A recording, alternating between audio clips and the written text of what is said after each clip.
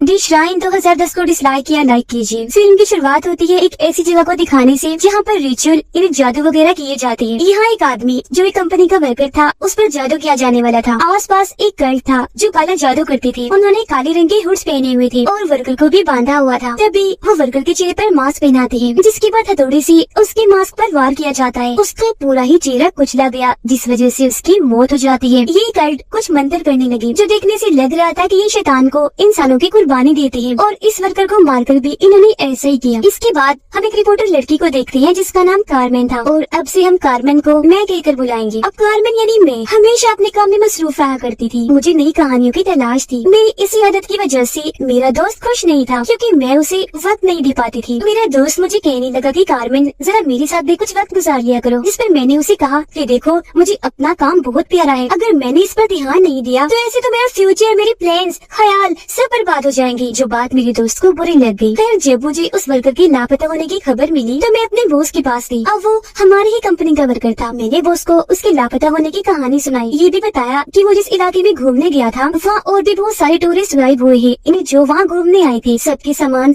अलग अलग जगह से मिले हैं। मेरे ख्याल से उन टूरिस्ट और वर्कर के साथ कुछ गलत हुआ है और अब मैं उन पर रिपोर्ट बनाना चाहती हूँ। लेकिन मेरे बॉस ने ये कहकर मना कर दिया कि ये तो एक बेतुकी फजाल सी कहानी है। उन टूरिस्ट का गायब होना सिर्फ एक इत्तेफाक था। बॉस ने मुझे कहा कि तुम किसी और कहानी को तलाश करके उस पर रिपोर्ट लिखो, क्योंकि अगर ये कहानी हमने लिखी भी तो फजूल जाएगी, क्योंकि इसमें दम नहीं, मजा नहीं आएगा। अब मुझे अपने बॉस की इस बात से बहुत बुरा लगा, क्योंकि मैं जानती थी कि हमारी कंपनी की उस वर्कर के साथ कुछ बहुत गलत हुआ है, पर बॉस तो सिर्फ इसे कहानी ही समझ रहे थे। फिर मैं अपनी एक दोस्त के साथ उस वर्कर की मॉम के पास गई पूछताछ करने के लिए। वर्कर की मॉम ने हमें बताया कि मैंने अपने बेटे की लापता होने की रिपोर्ट लिखवाई थी, पर पुलिस इस केस पर कार्रवाई नहीं कर रही क्योंकि उन्हें कोई सबूत नहीं मिल रहा। मैं तो अपने बेटे का सारा सामान भी वापस ले आई हूँ, जो बिल्कुल वैसा का वैसा है जैसा मेरा बेटा लेकर गया था। ये सुनकर मैंने उसकी मोम को कहा, क्या मैं उसका सामान चेक कर सकती हूँ? जब उसकी मोम ने इजाजत दी तो मैंने उस वर्कर के सामान की तलाशी ली, जिसमें मुझे एक डायरी मिलती है। डायरी को जब मैंने पढ़ा तो आखिरी सफ़े पर एक जगह अल्बानिया के बारे में लिखा हुआ था, जिसे मैं समझ गई। इसका मतलब वर्कर अल्बानिया गया होगा जो वहाँ से वापस नहीं आया। मैंने वर्कर की मोम से पूछा, क्या आपके बेटे की डायरी मैं अपने पास रख सकती हूँ? मुझे कुछ छानबीन करनी है, जिस पर उसकी मोम मुझे इजाजत दे देती है। गाड़ी में आकर मैंने अपने दोस्त को बताया कि वर्कर की लापता होने की सच्चाई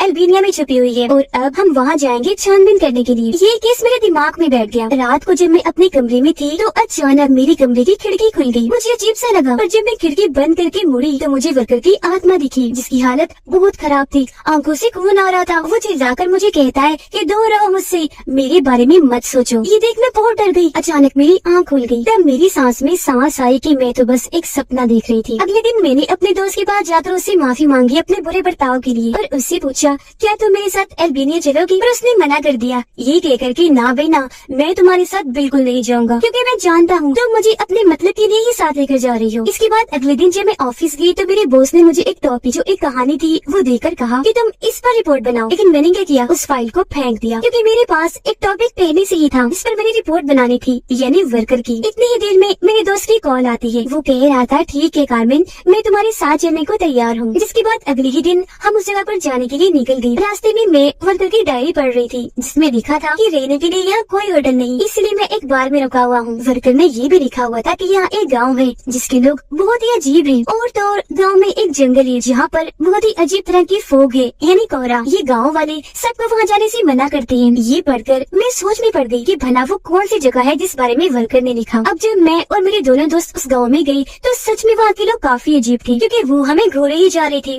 ऐसा लग रहा था जैसे उन्हें हमारा यहाँ आना पसंद नहीं आया और वो चाहते हैं कि हम यहाँ से चले जाएं। इसी गांव में हमें एक छोटी लड़की मिलती है जो काफी घबराई हुई थी। मैंने बच्चे से पूछा, बेटा क्या तुम इस गांव में खुश हो? उस पर बच्चे ने साफ साफ कह दिया, नहीं बिल्कुल नहीं। फिर मैंने वर्कर की तस्वीर उसे दिखाकर पूछा, अच्छा क्या आप इसे जानती हैं? बच्ची तस्वीर को देखकर डर गई। कुछ बताने ही वाली थी कि तभी यहाँ उसके डैड आ गए। वो बच्ची पर गुस्सा करने लगी, डांट कर कहते हैं, यहाँ क्या कह रही हो, और अजनबियों से बात करने से मना किया था ना, अब जाओ यहाँ से। जिस पर बच्ची भी चुपचाप वहाँ से चली गई।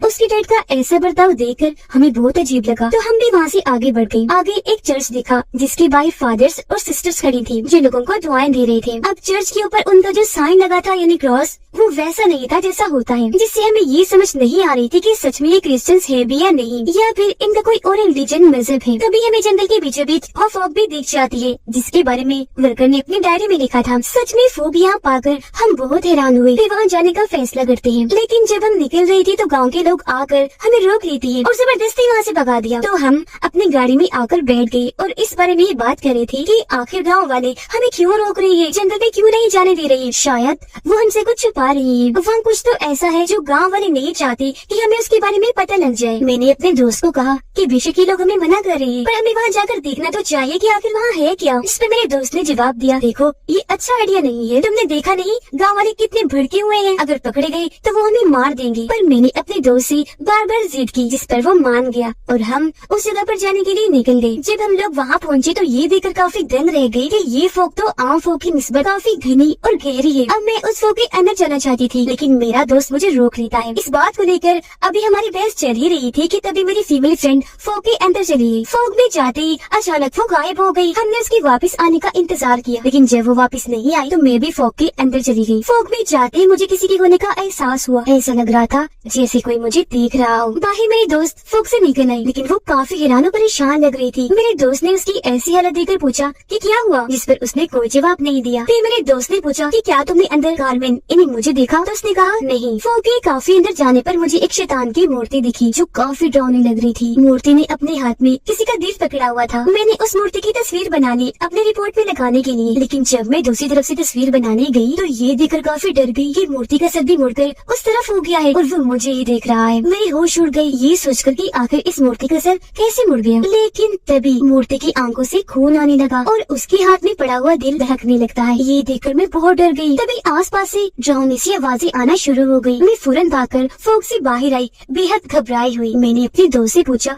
कि अंदर तुम्हें क्या दिखा, जिस पर उसने भी यही कहा कि एक स्टैचू, एक मूर्ति। हम लोग जब जाने लगे तो बच्ची हमारे पास आकर कहती है कि मैं जानती हूँ वो वर्कर कहाँ है जिसे तुम लोग ढूंढने आए हो। इतना कहती वो हमें एक श्राइन के पास ले आई और कहने लगी कि वो वर्कर अंदर है। हम जब अंदर गए तो वहाँ पर ताबूत जैसी बहुत सारे बॉक्सेस पड़े हुए थे। बॉक्सेस के ढक्कन जैसे हमने हटाई, अंदर लाशें थी जिनकी हालत अब काफी खराब हो गई थी क्योंकि सारे गल सड़ गई थी और उनके चेहरों पर वही अजीब मास्क लगाए हुए थे जो हमने शुरुआत में देखे, जो वर्कर को भी लगाया गया था। इन लाशों में हमें वर्कर की लाश भी मिल गई, जिसे देख हमें लगने लगा कि शायद गांव के ये सारे लोग एक कल्ट है जो यहाँ पर आए लोगों इन्हें टूरिस्ट की कुर्बानी शैतान को देते हैं और शैतान को जिसकी मूर्ति फूक में पड़ी है। तभी हमें पता चला कि वो बच्ची तो यहाँ से भाग गई है दरवाजा बंद करके और उसने हमें यहाँ कैद कर दिया है। लेकिन शुक्र है मेरे दोस्त ने दरवाजा तोड़ दिया और हम वहाँ से बाहर आ गए। लेकिन बाहर आकर हमने देखा कि बहुत सारे लोग इसी तरफ आ रहे हैं हमें पकड़ने के लिए। हम जल्दी से भागे, एक जगह पर आकर छुप जाते हैं। लेकिन यहाँ मेरी दोस्त की तबीयत खराब होने लगी, मगर तभी गाँव वाले यहाँ आकर हमें पकड़ लेते हैं। पहले उन्होंने जमीन पर लिटाकर हम पर पानी फेंका, फिर हाथ बांधकर हमें अपने लीडर के पास ले गए। लीडर ने भी वही हट पहनी हुई थी जिसे कल्ट के लोगों ने शुरुआत में पहनी थी और उसके सारे साथियों ने भी। लीडर ने मेरी और मेरी दोस्त की आंखों में देखकर फैसला किया कि मैं इन दोनों की कुर्बानी शैतान को दूंगा, जबकि मेरी मेल फ्रेंड को वो बंदी बनाकर रखने का फैसला करते हैं। मुझे और मेरी दोस्त को वो श्राइन में ले गई, जबकि मेरी दोस्त को अलग ले जाया जाता है। अंदर पूरा कल्ट था, सभी ने काले रंग की हुड्स पहनी हुई थी। उन्होंने कार्मेन और उसकी दोस्त के कपड़े फाड़कर सफेद रंग का लिबास पहना दिया, जिसके बाद लीडर आकर हमें गौर से देखने लगा। उन्होंने फैसला किया कि पहले वो मेरी दोस्त की कुर्बानी देंगे, इसलिए मुझे जेल में बंद कर दिया जाता है। उन्होंने मेरी दोस्त को पत्थर पर लेटाकर उसके हाथ पांव बांध दिए, पर अगले ही पल जो उन्होंने किया वो देखकर तो मेरी हालत ही खराब हो गई। उन्होंने मेरी दोस्त के हाथ पांव काट दिए। अब लीडर मंत्र पढ़ने लगा। मेरी दोस्त ने जब उसके चेहरे की तरफ देखा तो वो एक डेमन था, यानी एक शैतान। फिर वहाँ वैसे मास्क लाया जाता है जैसा वर्कर को भी पहनाया था। मास्क पर तो कीड़े थी जो आंखों में घुसती थी। लीडर मंत्र पढ़कर हथौड़ा उठाता है और मास्क पर दे मारता है, जिससे मास्क मेरी दोस्त की आंखों में घुस गया। बड़ी बेरहमी से उसकी मौत हो गई।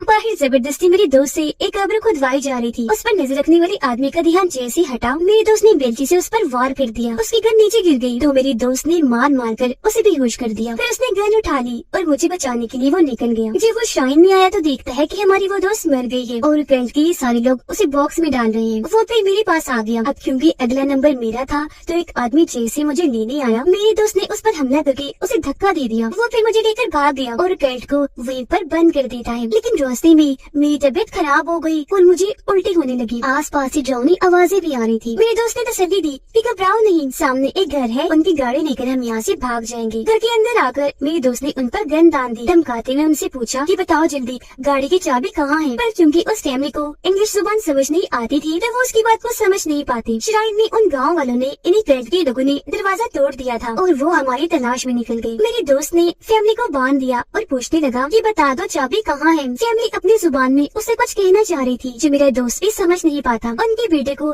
थोड़ी बहुत इंग्लिश आती थी तो वो मेरे दोस्त से कहता है कि मैं जानता हूँ चाबी कहाँ है। अचानक मेरी हालत अजीब हो गई। मैं बुरी तरह डरने लगी क्योंकि मुझे हर तरफ डीमंस और शैतान नजर आ रही थी जो बहुत बदसूरत थी। आंखें तो थी ही नहीं, मुंह गोल था जिसमें दांत बहुत ही अजीब खौफनाक थे। मैं काफी डर गई। इसी वजह से एक कमरे में आकर छुप गई। वो बच्चा मेरे दोस्त को किचन में ले गया चाबी देने के लिए। चाबी लेकर मेरे दोस्त ने उसके भी हाथ बांध दिए। मैं जब उस कमरे में थी तो अचानक आईने में मुझे डीमन देखा जिसने मुझे पोजेस्ट कर लिया, यानी अपने कंट्रोल में। वो अब मेरे अंदर आ चुका था जिस वजह से मेरी हालत अजीब होने लगी। मैंने जोर से चीख मारी जो सुनकर मेरा दोस्त और पूरी फैमिली काफी डर भी गई, साथ ही वो बहुत हैरान भी थे। मेरा दोस्त तो इतना डर गया कि गन लेकर वो मेरे पास आ गया। तभी वो डीमन जो कार्बन इन्हें मेरे अंदर था वो फैमिली पर हमला कर देता है, फिर उन्हें मारकर उनका मांस खाने लगता है जो देखकर मेरी दोस्त की हालत खराब हो गई। तभी मैंने अपने दोस्त को गर्दन से आकर पकड़ लिया क्योंकि मेरे अंदर वो डीमन पूरी तरह हावी हो गया था। डीमन मेरे दोस्त को कहने लगा कि मैंने इंसानों का गोश्त खाया हुआ है और खून भी पिया हुआ है, मुझे दोनों चीजें बहुत मजे की लगती है, इसलिए आज मैं तुम्हें भी मार दूंगा। इससे पहले वो मेरे दोस्त को मारता यहाँ पर कल्ट का एक आदमी क्रॉस लेकर आ गया। उसने जैसे डीमन के सामने क्रॉस किया तो डीमन ने फौरन मेरे दोस्त को छोड़ दिया। कल्ट का वो आदमी डीमन से कहने लगा कि इस जिस्म को छोड़ दो और चले जाओ। इस पर डीमन कहने लगा